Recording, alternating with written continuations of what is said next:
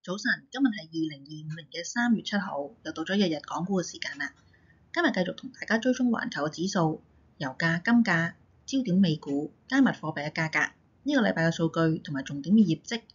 咁首先呢，特朗普又簽署咗咧暫停加美墨嘅關稅啦。咁我都話㗎啦，佢又加又唔加。咁總之咧，佢咧就會睇住個情況咧嚟到做嘅。咁所以咧，我都唔再開一個篇幅咧嚟到講佢啦，因為今日咧都幾多新聞要講啊。最主要咧，我哋咧就首先咧就要睇下咧 last step 啊，到依家究竟見底未咧？係咪時候入貨咧？第二件事咧，就睇下咧邊一個咧又會走去咧會見一下咧半導體嘅話事人喎。OpenAI 係咪真係咁安全咧？早前咧就同大家講過啦，歐洲嗰邊咧啲股票咧全部都上升喎，咁睇下有邊幾隻咧係可以買嘅先。然後咧，中國咧又出震撼彈啊，又勁啊！除咗呢個 DeepSeek 之外咧，而家咧再出多一個叫做 Manius 啊，我哋即刻睇下佢係乜先。最後咧，我都係覺得9988咧都係睇高一線嘅。今日嘅內容非常豐富，大家千祈唔好行開啦。未講之前咧，就戴翻個頭盔先。如果我有啲乜嘢股票啊、ETF 啊，或者咩基金啊介紹咗俾大家咧，大家咧都要咧作出咧個人嘅思考，先至好去投資啊！多謝晒。環球指數，道指42,579.08跌咗1%，標指5,738.5毫2跌咗1.8%，納指18,069.26跌咗2.6%，英國跌咗0.8%，法國升咗0.3%，德國升咗1.5%。商品價格，紐約期油66.3毫5升咗0.1%，布蘭特期油69.4毫8升咗0.3%，黃金2,911.1毫1跌咗0.3%。焦點美股，蘋果235.3毫3跌咗0.2%，Google 172.3毫5跌咗0.4%，Amazon 200.07跌咗3.7%，Meta 627.9毫3跌咗4.3%，Tesla 263.4毫5跌咗5.6%，Intel 20.7毫5跌咗0.3%，Microsoft 396.8毫9跌咗1%，AMD 98.8毫5跌咗2.8%，Nvidia 110.5毫7跌咗5.7%，Roblox 58.5毫7跌咗7.5%，MicroStrategy 304.1毫1跌咗1.4%，Coinbase 214.1毫7跌咗3.7%，台積電175.8毫5跌咗4.6%，Supermicro 37.05跌咗4.8%，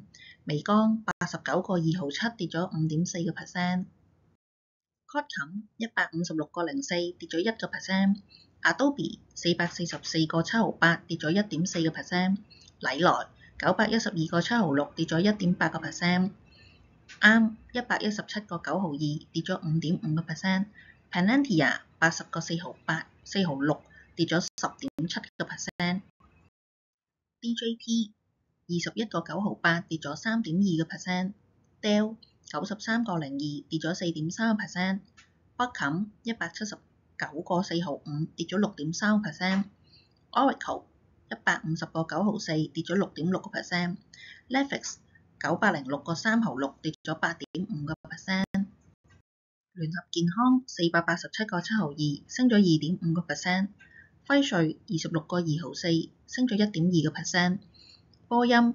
158.4毫3跌咗2.9%，聯合航空86.2毫7跌咗5.5%，嘉年華郵輪20.8毫7跌咗6.6%。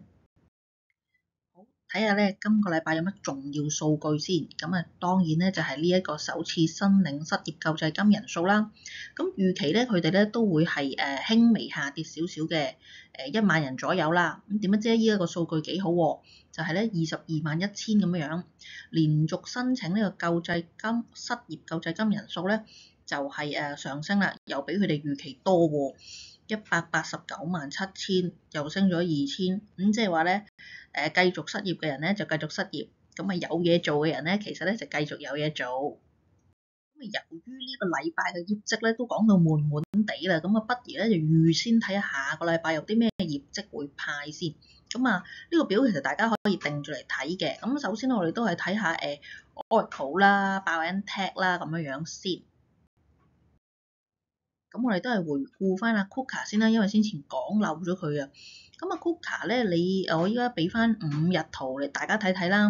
咁咧你就見到佢咧本身咧就係佢派完業績咧升得好地地嘅。咁點不知咧又跌翻落嚟啦。咁啊都係咁講啦，因為佢個 CEO 咧咁其實做咗好耐㗎啦，1978年嗰個 CEO 就已經喺度做啦。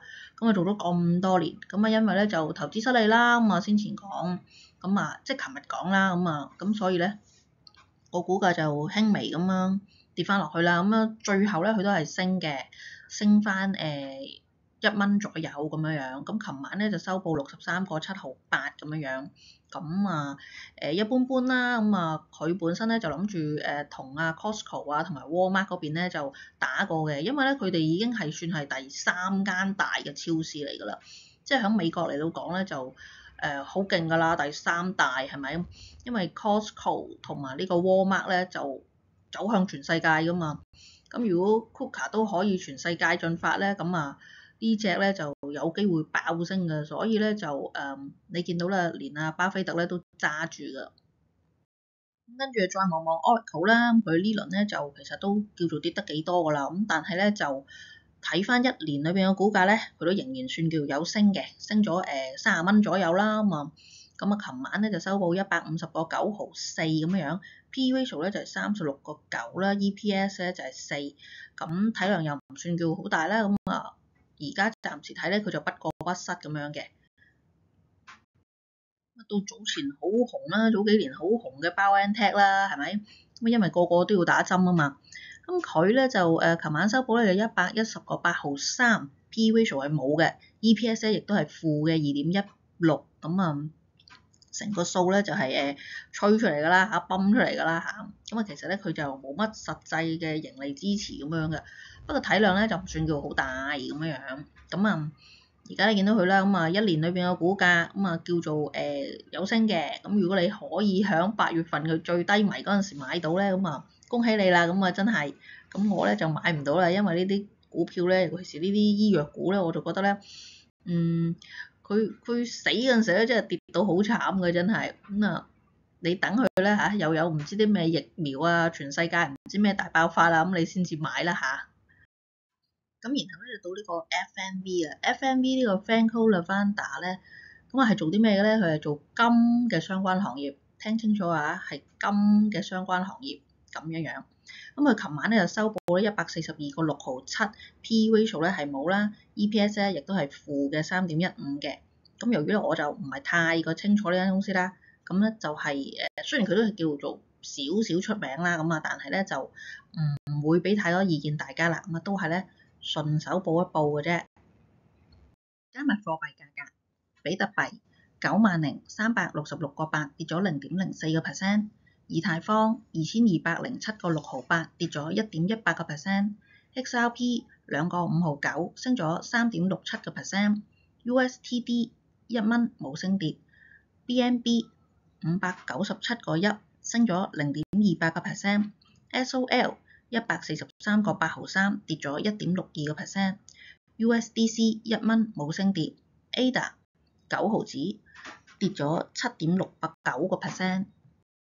首先嚟望望呢個 Nasdaq 啦，咁啊好多人咧都話佢跌咗啦，咁啊究竟咧會跌到邊度咧？會跌到幾深咧？咁啊早2日咧都同大家咧就探討過嘅，咁我都係話咧個市咧就唔係好就啊，咁啊始終咧就因為特朗普啦，咁啊好多嘢咧都會係有陣時又會驚呢樣，有陣時又會驚嗰樣咁樣樣。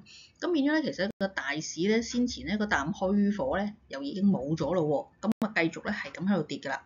咁啊已經有好多人咧就話咧已經跌入一個咧叫做回調區間嘅地方啦。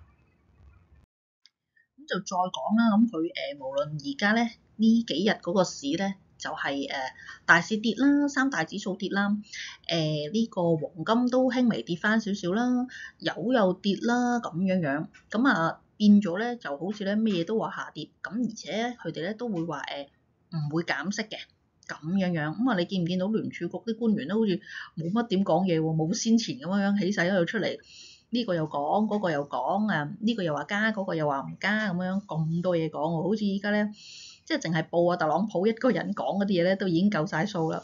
咁啊，佢搞啲咩咧？咁啊，今朝咧，如果大家有聽新聞咧，都有講啦。咁原本咧就話會加徵呢個咧加拿大同埋咧墨西哥嘅關稅。咁突然間咧，佢又簽署個行政命令咧，就話暫停咁樣樣，又話唔好加注咁樣樣。咁所以咧，佢真係咧將成個美國政府咧嗰個咧商場嗰個管理咧係擺咗入去。你要係好快速啦，好呢一個好 aggressive 啦，同埋咧你呢個人咧係即係好似出邊咁講叫做咩啊 can do attitude 咁樣樣嘅，即係你唔好成日諗住話你呢樣唔得嗰樣唔得咁樣樣，一定都係跟咗佢先咁樣樣嘅。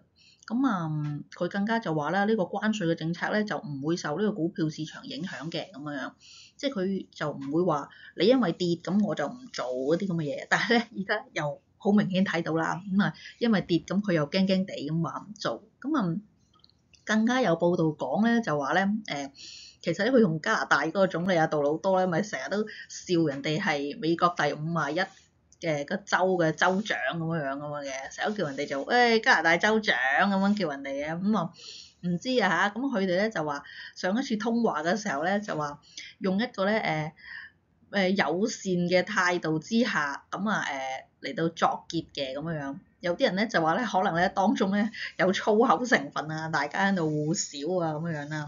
咁唔知佢哋點樣啦。咁總之咧就又收關稅又唔收關稅咁啦。總之佢就會將佢個政策咧就搖擺，咁等到咧你又你好似唔知佢想點咁樣，其實咧佢想扭盡一啲最好嘅利益俾自己咯。咁你唔可以話佢錯咁，其實即係如果佢係想為美國好咁梗係攞盡啲利益啦，係咪先？咁對於其他國家就梗係唔好啦呢樣嘢。然後最後咧，我哋就睇翻嗰個報道咧，有一啲個別嘅消息啦。OpenAI 同埋 Oracle 嗰邊咧就搞嗰個Stargate 啦。睇下依家搞成點先。都有少少報道啦，就話咧，但係就要去到咧2026年底啊，呢間嘅數據中心咧先預計咧安裝到咧64,000塊咧NVIDIA 咧嘅GB200嘅半導芯片。咁呢啲芯片咧就會分階段咁安裝嘅咁樣。咁首一批咧就會喺今年夏天就完成安裝，就係16,000塊咁樣嘅。哇！乜原來要安裝咁耐嘅呢啲嘢，唔係好似即係好似好簡單咁樣，叭叭聲咁樣，即係而家起樓都好快啦，係咪啊？Tesla 嗰啲咧，咪有啲唔知咩嗰啲起嗰啲樓嘅嗰啲 container 嗰啲 house 咧，哇好勁喎，好快喎！哇原來裝咁耐㗎，啲喂揾Elon Musk 嗰啲效率部咗去搞佢啦，咁鬼慢真係。咁有線新聞咁亦都有講啦，係咪？Nasdaq 咧跌咗好多啦。佢對比翻咧上一次啦。上一次咧呢一個2024年嘅夏季度啦，大家咧都見到當時個市咧係下跌嘅，好多嘢咧都喺個暑假嗰度咧就跌咗落嚟。上一次咧就個市咧 Nasdaq 咧就挨近19,000點嘅，跌到落去邊咧就穿咗16,000，當佢跌3,000左右啦，係咪？而家今次咧，佢其實咧就啱啱咧就輕輕掂住2萬嘅，你見到佢。如果都係跟翻上次嗰條 trend 咧，而家係未跌完嘅喎，應該跌到落去17,000到嘅喎，咁樣係咪？所以咧，有啲人咧就預計咧，暫時咧就係未見底住嘅，係啦。應該咧。一係咧佢就好急咁跌多一 round，咁就搞掂咗佢嗰個調整期。如果唔係咧，就都好似上一次咁樣咯，慢慢咁樣向下跌咁樣咯。所以大家咧就要留意住啦。當然咧都會同大家報道住啦，唔會話就咁由得佢啦呢壇嘢。睇下邊一啲咧可以咧睺到個靚位入咁樣啦。咁好啦，首先咧我哋咧就再睇下啦，邊一個會見呢個四大半導體咧？咁有邊四大半導體嘅揸 fit 人咧？咁樣。咁啊 Trump 咧就話會咧下個禮拜一就見咧四大半導體嘅揸 fit 人。咁邊幾間咧？有惠特浦啦，即係 HP 啦，Intel 啦，IBM 啦，同埋咧呢個咧 Qualcomm 嘅。咁睇下佢哋咧會搞啲咩先，但係咧就當然就唔會知啦。咁啊會唔會好似上次 Apple 咁樣咁啊一見完咁啊即刻咧就叭叭聲就話起廠建廠咁樣咧？咁點解猛咁要建廠咧？因為咧特朗普咧就應承過咧美國咧要做翻一個咧就係工業大國啊，就唔可以俾啲職位咧流失翻出去。咁啊，首先我哋睇下咧 HP 佢嗰個業績先。咁其實咧佢上次派完業績之後咧，業績係唔好嘅，啲人係唔收貨嘅。咁啊，所以咧就雖然話唔好，唔係跌咗好多嘅喎。其實上次反而今次咧跌市咧佢係跌得多喎。咁啊而家咧佢嗰個CEO 啦，亦都係話加入翻 AI 啦。咁啊近嚟咧就有新聞咧就話咧大概咧就會炒1000人咁樣嘅。HP 咧就係咁樣啦，嗰個狀況暫時。咁佢琴晚嘅收報咧就29.9毫7啦，P/E ratio 咧就係10.7毫6，咁 EPS 咧就係2.7毫8，咁體量都算叫哇幾大㗎啦！你如果咁樣嘅時候，咁佢慢慢咁又即係徘徊住咁啦。你睇下由年頭至而家咁樣。好啦，然後咧就到 IBM 啦。IBM 其實就冇乜咩新聞嘅，你見到佢。咁啊，亦都係講我上去睇翻咧，佢都係只不過係話我會提交報告咁樣嗰啲咁嘅嘢，咁啊好悶住去咁樣。咁啊，佢琴晚就收報咧就係248.6毫9啦，P/E ratio 咧就係38.6毫9嘅，EPS 咧就係6.4毫3，咁啊得體量唔係好大喎，咁所以拱高佢咧都應該容易喎。咁由年頭至今咧，咁其實咧都升咗20蚊左右。咁啊，今次跌市咧，咁啊佢又好似咧冇乜點影響喎。然後到呢就冇眼睇嘅 Intel 啦，咁啊佢國家補貼之下咧，仍然係勁蝕嘅，咁所以呢間嘢咧都真係咧臘鴨之中嘅臘鴨啊，可以話。咁啊啲錢咧根本上就唔知去咗邊。咁佢琴晚咧就收報咧就係20.7毫5嘅，P/E ratio 係冇啦，EPS 咧就係負4.3毫8嘅。咁啊好差㗎 Intel 真係做得。咁第四間 Qualcomm 啦，Qualcomm 咧琴日咧就收報156.04，咁佢 P/E ratio 咧就係16.7毫2啦，EPS 咧就係9.3毫3，咁體量咧亦都有翻咁上下大啊嚇，咁啊所以咧即係呢啲咁樣嘅股票咧，咁佢雖然做得幾好啊，咁啊都比較 young 啦，你見到佢1991年先至成立啦，咁啊雖然咧都好似咧係有心做事啦，係咪？先前都有諗過。佢第一間跳出嚟話想收購呢個 Intel 噶嘛，係啦。咁但係因為裏邊嗰個行政啊，同埋收購個程序非常之咁複雜啊，咁啊所以就先至唔搞啊。咁啊，你見到佢哋都係即係做嘢係會諗嘢咯，唔會話就咁死咕咕咁樣樣。咁但係咧呢啲股票咧即係始終要多啲人講咯。佢體量咁大嘅時候。如果唔係咧，你想去升咧，當佢冇乜好嘅消息出場嘅時候咧，跌嘅機會就多，因為大家飛歐唔記得咗佢啊嘛，太大啦體量實在。咁啊，然後咧就唔好咁正經住，你講翻啲笑聞俾大家聽先。咁咧，其實乜嘢人咧跟到啲乜嘢老細咧，都睇下你呢個人咧同個老細咧究竟夾唔夾啊？某程度上你都可能咧要好似老細嗰啲咁嘅人咁樣先得嘅。因為而家你話睇下咧，佢嗰個 Vance 即係阿副總統 Vance 因為除咗咧嗰次咧同阿烏克蘭嗰個澤連斯基咧鬧完交嘈完啦，上完鏡之後咧，而家又嚟咯，好似好玩咁樣喎。咁啊副總統阿 Vance 咧又喺度話人哋英國啦，又喺度話人哋係 random country 啦咁樣。咁啊呢一個言論咧就激嬲咗其他啲地方啦。咁啊其實佢呢啲野火嘅性格咧，同佢老細咧都應該都幾似咁樣。咁就係咯，你一係要同個老細夾咧，你即係要你本身咧都係啲咁嘅人先咧，你先清楚明白佢中意啲咩 style 啊，做嘢係點啊咁樣。即係你唔係啲咁嘅人，你點樣同佢夾得到咧？佢又睇你唔順眼，你又睇佢唔順眼，係咪？咁而家咧就啱晒啦。咁所以咧嚟緊咧都應該咧有好多得意嘢會發生㗎啦。咁啊，大家睇下啦。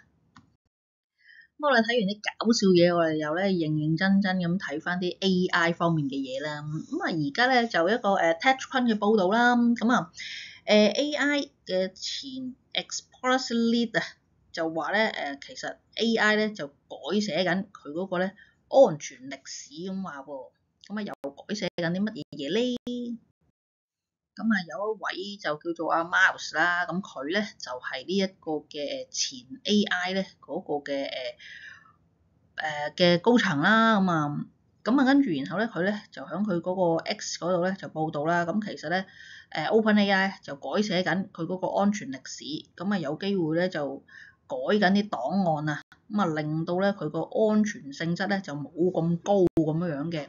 咁所以話啦，咁啊有陣時候咧啲嘢咧你需要人哋金錢上面資助你咧，你就咧要俾人哋咧找住你嘅命脈㗎啦。所以啊，Elon Musk 咧早前咧佢咧就話好反對呢個咧 OpenAI 咧係成為一個咧商業化公司啦。佢好想佢係咧一個咧非牟利嘅公司咁樣樣，造福人群咁樣樣話啦。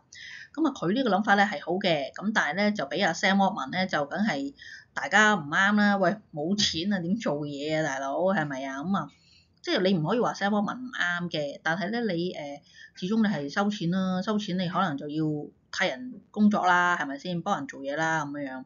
咁所以有陣時候咧就有一啲嘢你需要放棄嘅咁樣樣。咁而家咧就放棄咗少少安全性上面嘅嘢啦。咁啊所以咧就即係唔好太一面倒，就係覺得話嗰啲嘢一定好安全嘅，冇問題嘅咁樣樣啊嘛。有陣時都唔係嘅咁樣，咁啊，但係佢唔安全嘅程度去到邊度咧？咁樣樣咁啊，暫時唔知道喎。咁啊，只不過咧佢係做一個 whistleblower 啦，咁啊講咗出嚟啦，就話其實 OpenAI 就未必真係咧，你如你想象之中咧就好安全啊，咁啊一定唔會泄漏啊嗰啲咁嘅嘢咁啊，其實可能咧正中你啲資料咧係Microsoft 嗰邊咧會係知道啦，咁冇辦法啦，咁人哋係金主啊嘛，係咪先？咁啊佢想攞啲咩資料啊嘛，即係就比你容易攞咯，始終都係咁講。好啦，啲花邊新聞就講完咗啦，咁我哋又講翻啲正經少少嘅嘢啦。咁啊，睇下咧，咁啊早幾日咧都講過啦，歐洲嘅股票咧就彈咗出嚟喎，咁啊完完全全咧就跑贏晒，咁同埋呢啲資金咧就去翻晒歐洲嗰邊啦。咁梗係啦，打完仗啦嘛，咁啊仲唔翻去投資咩？係咪啊？咁啊，其實咧最烏克蘭嗰邊停戰咧，其實最受惠應該係歐洲咯。咁啊，所以咧大家咧都啲聰明錢咧就已經喳喳聲咁啊翻咗去啦。咁啊早前都講過咧，希望可以幫大家揾啲歐洲嘅股票啦。咁啊今次其實都可以話係渣渣地啦。咁啊但係就話俾大家聽先啦。咁啊再有啲咩好嘅股票咧，再同大家講啦。咁 LV 啊、Hermes 啊嗰啲咧就好高價噶啦。咁啊即係都亦都唔需要講啦，係咪先？咁啊講嚟都嘥氣啦。咁啊大家都識咁滯啦。咁啊我揾咗一啲叫做比較好少少啦，咁啊又有機會買得到噶啦，咁嗰啲股票。咁啊第一隻咧就係雀巢啦，係啦。咁啊即係呢啲實際啲咯。咁啊你見到佢啦，琴晚咧就收報99.5毫6，咁我俾咗一年圖大家睇，咁佢中段咧就的確咧就跌咗落去嘅，咁而家咧就爬升翻上嚟，咁啊你見到佢咧應該都仲有少少水位嘅喎，係啦，咁啊就 P/E ratio 咧就係21.2毫8，咁EPS 咧就係4.6毫2嘅，咁琴晚咧就收報99.5毫6，咁啊仍然有啲機會啊呢一隻。然後到做光刻機嘅 ASML 啦，咁啊，亦都係大家都好熟悉啦呢一間公司。咁啊，而家咧佢又真係跌咗好多好多好多落嚟啦，已經係咪？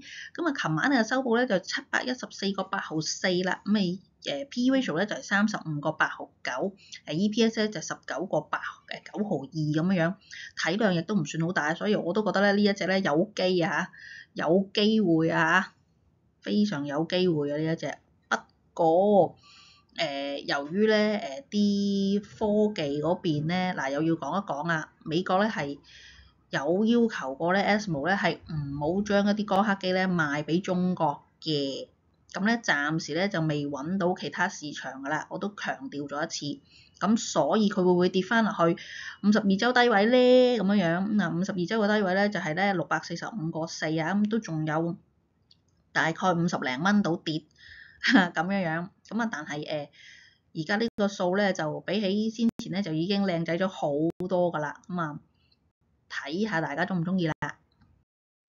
咁啊，到最後啦，就係隻聯合利華啦。啊，你見到佢真係簡直無堅不摧啦，簡直聯合利華係咪啊？即係跌都有個譜啊！佢真係同你生活息息相關㗎，係咪？咁你清潔用品啊、食嘢啊、乜鬼嘢啊，咁啊都差唔多係佢。咁啊，佢琴晚又收報咧就係58.2毫5啦，P/E ratio 咧就係24.5毫7，EPS 咧就係2.3毫7，體量亦都唔算高。咁你見到佢依家咧？佢最高位咧都係65.8毫7咁樣，咁啊全年嘅低位咧就係46.4毫6，咁啊而家呢個58蚊左右咧，其實咧就差唔多啊。你話就算佢即係我相信啦吓，即係我相信啫，係啦，跌咧都唔會話跌得好多啊，係啦，即係我相信係咁啦吓，咁啊但係水位多唔多咧？呢個咧就未算，即係我覺得就唔會話係好多咯，係啦。好啦，繼呢個 DeepSeek 之後咧，中國又一猛料啦！哇，MANUS 啊，又嚟 AI 上市啊！直情咧呢個咁嘅 AI agent 啊，能夠咧寫呢個 PPT 啦、揾樓啦、股票分析啦，喺我哋呢啲唔使做啦，遲啲真係又俾佢哋取代晒，係咪？咁啊，睇下呢個 MANUS 係乜鬼嘢先？咁啊，其實咧都係一個AI 嘅 agent 啦，你又可以問佢嘢啊咁樣啦。咁咧佢話咧佢上線嗰一日啊。咁啊 MANUS 咧喺社交平台度掀起熱潮啦，咁個邀請碼咧由呢個999蚊嘅人民幣炒到上去成5萬蚊人民幣，一馬難求，咁啊咧令到呢個市場咧覺得佢極其期待佢喎，咁啊好勁喎，咁究竟邊度嚟嘅咧？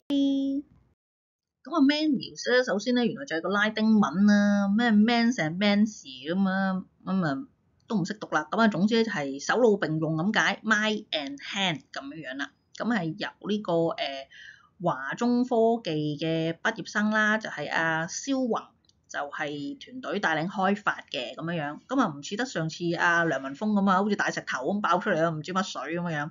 咁啊呢個蕭宏咧就有少少名氣嘅，略有名氣嘅。咁啊佢喺2015年嗰陣時咧就已經開始創業㗎啦，就有叫做一半助手啦，叫做微半助手啦，都好似聽過下呢個名。咁佢起初嘅 AI 助手咧就叫做Monica 咁樣，咁啊已經少有名氣㗎啦咁樣。咁啊而家咧就繼續創業啦。咁究竟邊間公司同佢創業咧？話我哋又睇睇先。睇睇先，呢間公司咧其實咧都好 green 嘅，就係由呢個2022年4月先至創立嘅北京蝴蝶效應科技公司。咁啊同埋另外一間相關公司就係北京紅色蝴蝶科技有限公司。咁啊，跟住咧再響咧2023年7月咧就由香港一間叫做Butterfly Effect Hong Kong Limited 咁啊全資控股咁樣嚟到 hold 住間公司咁樣嘅，咁啊亦都係即係私人公司啦，咁啊冇得點樣投資添，咁啊所以咧就係都係封閉式啊嚇，咁呢個暫時就又係唔需要外來資金幫助。咁其實佢喺香港如果搞呢啲咁樣嘅創科公司咧，應該都有好多嘅即係資助㗎啦，有好多香港嗰方面嗰啲資助佢㗎啦，咁啊係啊，先前話唔知掉幾多錢落去搞創科㗎嘛，係咪搞呢啲啊？嚇咁啊應該係啦，希望佢係啦，咁但係好似又唔關香港事喎，咁啊係內地搞喎，好似而家咁好啦，咁啊 MANUS 咧，其實呢個報道咧入邊咧就有片睇嘅，咁你可以咧睇翻咧佢嗰個 MANUS 咧點樣勁法，幫你做到啲乜嘢嘢，咁我都會擺翻落去條 link 俾大家睇翻，咁大家如果想詳細咁知道咧，就可以睇翻我呢一篇報道嘅，咁啊都做得幾好啊，我覺得。係咯，有翻人哋Views 啊，同埋人哋先前嗰個Google 啊嗰方面咧介紹佢個芯片咧嗰個 feel 啊，係啊，真係行出嚟咧都係即係講翻啲嘢，即係唔明你嗰嚿嘢做咩咧，就就唔係話咁樣彈啲嘢出嚟都唔知你做乜咁樣，咁啊得句嘢咁樣喺度噏噏噏咁樣咁啊，都唔係實際有啲嘢嘅，係啦，我就係中意呢啲嘅，係啊，即係真係做咗啲嘢咁出嚟咁樣咁啊，即係有個方向啊嘛，係咪？即係都唔知佢做乜嘅咁嗰啲，我最憎噶啦。咁啊，除咗 DeepSeek 完之後咧，咁啊阿里巴巴彈出嚟啦。咁啊，琴日咧就話咧曾經見過140蚊咁樣樣喎。9988咧直情咧就係好多人話排隊沽貨啦。咁啊，其中咧140蚊嗰個價位咧，成4000個盤咧喺度沽咁樣喎。哇！啲人使唔使咁急啊？其實我覺得即係我睇高佢一線喎，應該仲有得升㗎喎。咁快走頭嘅咧，咁樣樣嚇。有相為證㗎，咁啊大家可以望一望啊嚇，咁啊睇到佢咧就成4000個盤咧就喺度咧掉緊呢個阿里巴巴，咁啊但係咧我覺得佢今日都會升，即係點解咁講咧？咁啊始終佢都係接入咗 DeepSeek 啦，咁啊即係同埋北水會掃啦，咁啊嗱其實咧另外咧嗰啲騰訊唔使講啦，係咪先？嗱快手東京咧嗰啲都會升，係啊。咁啊，因為佢始終都係一啲關於呢啲服務嘅嘢啦，咁啊雖然咧就你話咧好清楚咧，就唔係太過清楚㗎啦，咁啊始終咧你有錢入咧，咁佢就會升，今日都係會升嘅，就算先前嗰隻蜜雪咧都好似仲喺度升緊嘅喎，就未話跌翻落去喎，冇話先前嗰啲咁樣炒一日兩日啦，咁啊冇鬼咗喎，哇非常之咁強勁嚇，都係咁講啦，即係個市就咯，你上市嗰陣時 IPO 嗰陣時候，你個市就咧真係唔同啲。咁我今日嘅分享咧就到呢度啦，希望大家中意啊！記得俾 like、share 同埋留言，仲有免費訂閱我個頻道，多謝晒，拜拜。